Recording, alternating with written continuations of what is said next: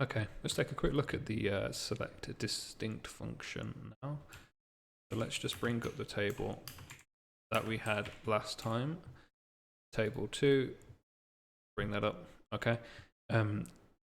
So what we would do with a distinct here is if we only wanted to return distinct currencies, meaning if I did a distinct over primary currency column now, I would only expect to see back GBP and CNY.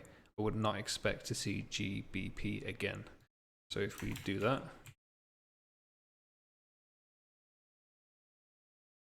and we hit F5, okay, so it will only show me those now because they're the distinct values in that column.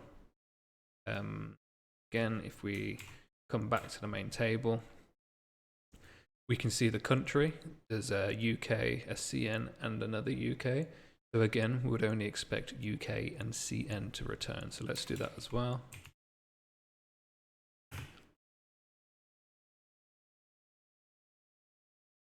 Yeah, there we go.